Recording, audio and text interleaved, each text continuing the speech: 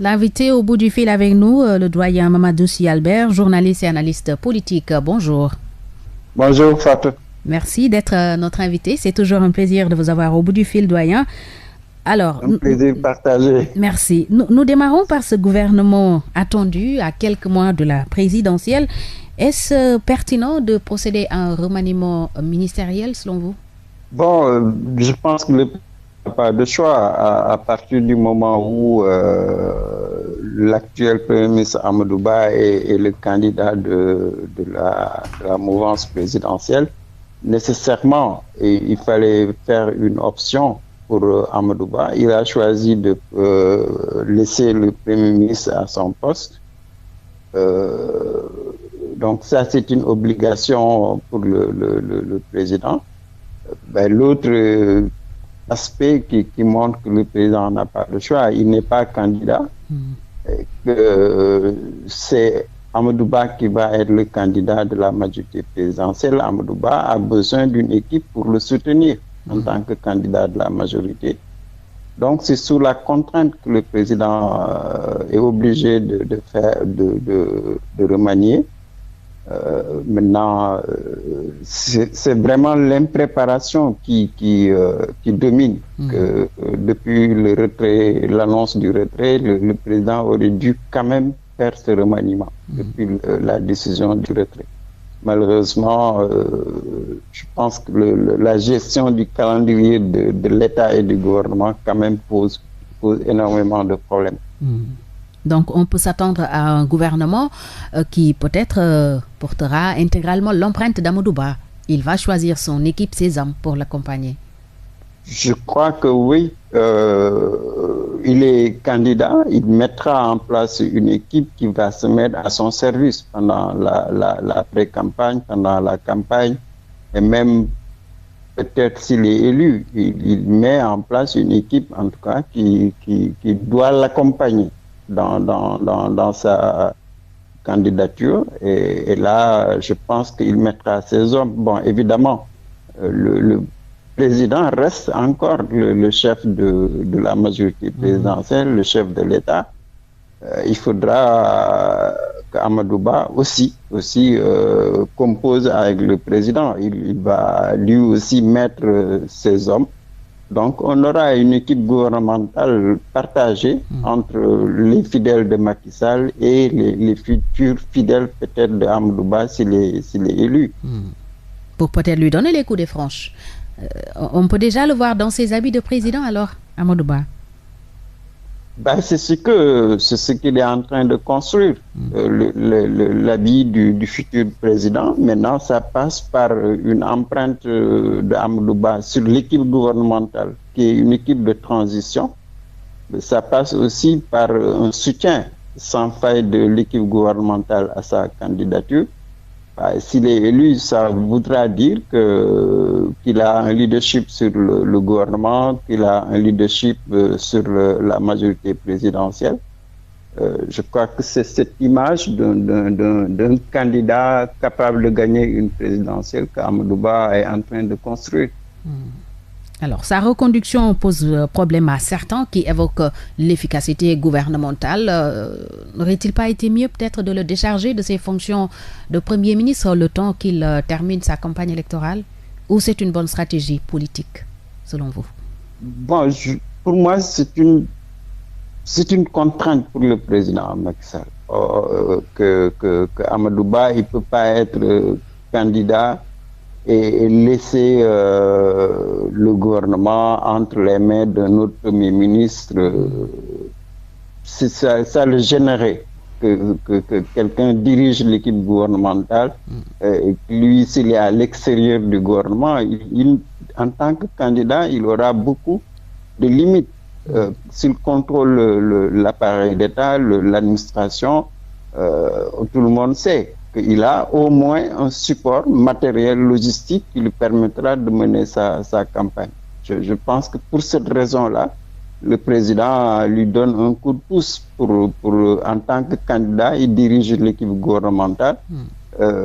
Donc c'est un avantage qu'on lui donne. Maintenant, politiquement, ça risque d'avoir un effet négatif. Premier ministre candidat, il y aura un télescopage entre les deux fonctions. Et ça, si le bilan de Macky Sall est jugé négatif, il risque d'être sanctionné par l'aspect négatif qu'il va apporter. Alors, en plus de l'opposition, il y a d'autres barrières qui s'appellent Aly Ngouille Ndiaye et Boun Abdallah Dionne, notamment, qui s'adressent devant Amadou Ba. Comment voyez-vous ce combat qui se dessine entre membres de Benno Bokk Yakaar de la mouvance présidentielle? Boun Abdallah Dionne, déjà, lui, ne s'en cache pas. Il affirme que son adversaire s'appelle Amadou Ba, clairement. Aly Ngouille Ndiaye aussi ne lui fait pas de cadeau. Est-ce qu'il ne risque pas de faire face à deux fronts qui peut-être pourraient faire mal à la prochaine élection? Ouais, je crois que c'est la première difficulté d'Amadou Ba. C'est sa relation avec ses candidats qui sont du même parti que lui il y a quelques mois, qui étaient dans son gouvernement ou qui l'ont approché. Ça, c'est des adversaires à l'intérieur du pouvoir. Et ils peuvent, en tout cas, déstabiliser Amadou Ba parce que ils vont pas lui faire cadeau par rapport au bilan, par rapport à son leadership. Ils vont l'attaquer. C'est d'ailleurs ce que Aly Ngouille Ndiaye a commencé à faire. Ils vont l'attaquer. Et ça, c'est pas des attaques de l'opposition. Non, c'est des attaques sur la base d'un vécu, d'une expérience d'anciens collaborateurs. Ces coups-là peuvent porter un effet négatif sur l'image d'Amadou Ba en tant que candidat, en tant que futur président de la République potentielle. Vraiment, l'image d'Amadou Ba risque d'être ternie par cette adversité interne. Et je crois que Amadou Ba doit quand même prendre en compte cette adversité-là. Elle sera différente par sa nature avec l'adversité de l'opposition.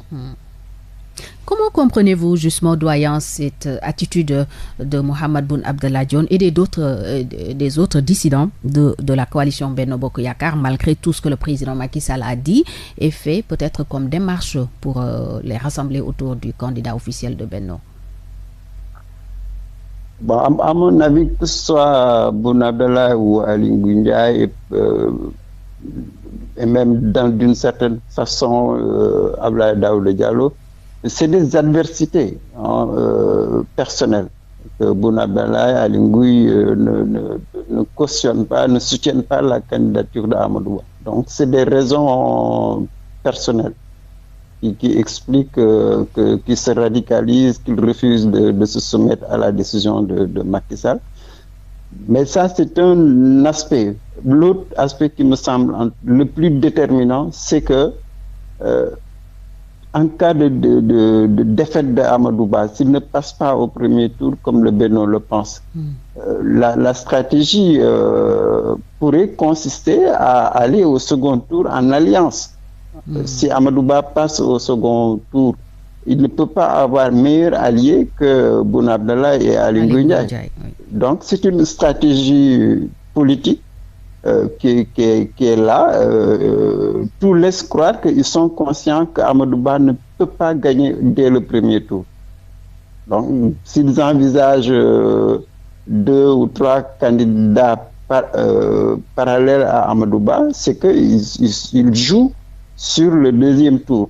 Et je crois que ça me semble la dimension la plus importante pour mieux comprendre pourquoi Boun Abdallah, pourquoi Aly Ngouille Ndiaye ne veulent pas se mettre derrière Amadou Ba.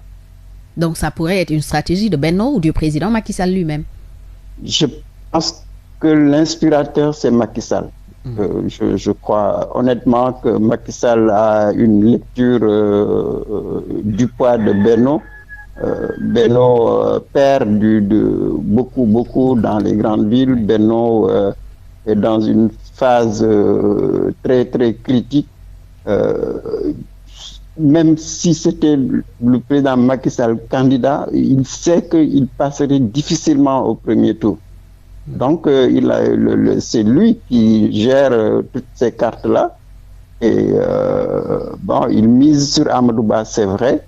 mais il a le bon sens aussi de l'élection présidentielle. Il envisage un second tour, d'autant que bon, Amadou Ba n'a pas le temps vraiment de gagner le premier tour. Il n'a pas d'équipe, il n'a pas de leadership, il n'a pas de parti. Ce qui manque à Amadou Ba pour gagner au premier tour est énorme. Et même l'électorat, on en parle aussi. Ben, par exemple, si vous prenez là, Amadou Ba compte sur l'électorat de Macky Sall. Il n'a pas d'électorat à lui. Personnel. Bah, si vous prenez également Dakar, bah, il a perdu sa base au local et au législatif. Il a perdu le département de Dakar. Oui.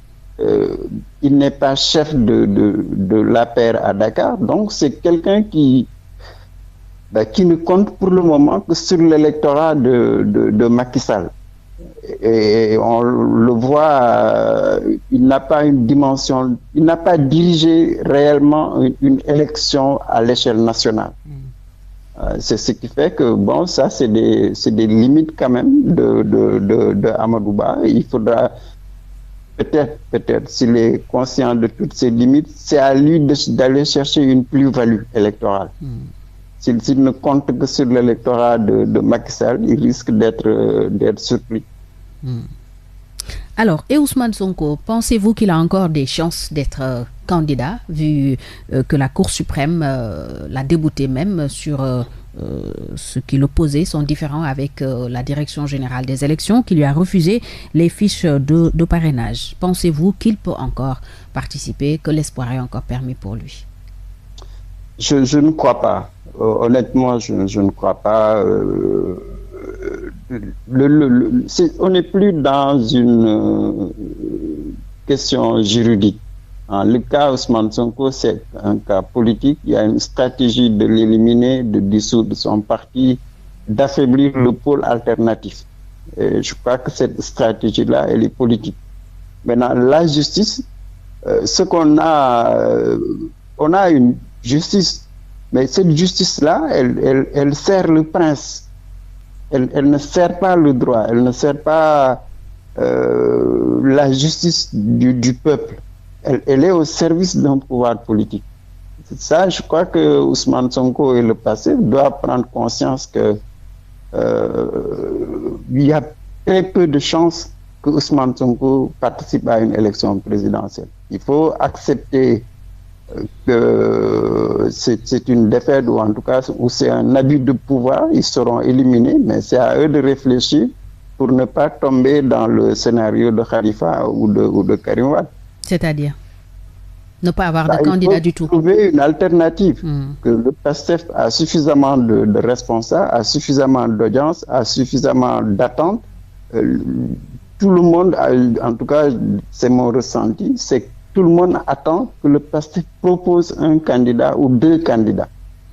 Donc, il ne faut pas laisser cette situation perdurer. Il faut se mettre en ordre de bataille et envisager, comme certains le disent, un plan B, un plan alternatif. Est-ce que ce n'est pas ce qu'il prévoit, selon vous, avec justement ces 5 membres de PASTEF qui ont envoyé des mandataires retirer des fiches de parrainage? Pensez-vous que PASTEF est dans une dynamique de plan B, sans le dire officiellement? Je crois que c'est la leçon qu'ils ont tirée, que Ousmane Sonko probablement ne va pas participer, que le PASTEF restera interdit. Donc, il vaut mieux retirer le maximum de fiches et maintenant jouer. Je crois qu'ils vont jouer sur plusieurs tableaux. Ils peuvent aller chercher pour un candidat un parrainage parlementaire, un deuxième au niveau des élus locaux et un troisième pour le parrainage citoyen. C'est peut-être cette stratégie d'occupation du terrain qui va permettre au PASTEF de masquer son plan, et jusqu'au jour du dépôt, ils vont déposer un seul candidat. Je crois qu'ils sont dans cette stratégie-là. Mais quand même, à mon avis, il faut identifier le véritable candidat. Ils peuvent jouer sur plusieurs tableaux, mais le porteur du projet du PASTEF, il faut qu'il choisisse quand même ce candidat-là. Est-ce qu'il ne le cache pas pour le moment, peut-être pour lui éviter aussi des déboires judiciaires, parce que doyen, le procureur peut ouvrir ou en tout cas entamer des poursuites contre n'importe qui de ces candidats en un temps record, et puis peut-être que celui-là pourrait... Bon, en tout cas, c'est une réflexion. Je pense que c'est une réflexion qui repose en tout cas sur l'expérience. Un candidat du PASTEF, aujourd'hui, s'il est connu, le premier blocage, c'est que la justice risque de passer par l'interdiction du PASTEF pour le bloquer. Parce que l'épée de Damoclès plane pratiquement sur tous les membres de PASTEF. S'il candidate au nom du PASTEF, il risque d'avoir ce premier blocage juridique. Que le PASTEF est interdit, Ousmane Sonko est en prison, et le candidat qui s'habillerait avec l'habit du PASTEF risque d'être contrôlé, risque d'aller devant la justice parce que c'est un parti illégal. Et je pense que peut-être que c'est ça qu'ils ne veulent pas, qu'ils veulent éviter. Jouer le jeu et ne pas décliner le nom du candidat pour le mettre à l'abri de toutes les pressions qu'on a au Sénégal. C'est une tactique quand même qui peut être, qui est rationnelle. Ça leur permet d'éviter des coups de l'adversaire. Est-ce que sans Ousmane Sonko, PASTEF a quand même des chances de passer ou de faire très mal? À mon avis, en tout cas, à l'état actuel de l'organisation du PASTEF, malgré la dissolution, le PASTEF est là, ils mènent leurs activités.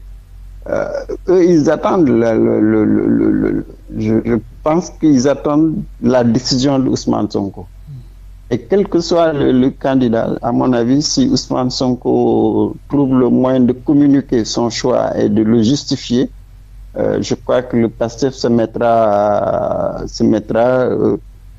derrière la décision d'Ousmane Sonko. Donc, ils attendent probablement beaucoup de Ousmane Sonko.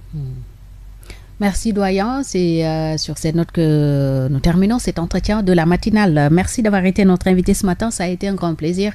Nous vous retrouvons tout à l'heure à 8h30 pour la version Wolof. Merci, Fatou. Merci, à tout à l'heure.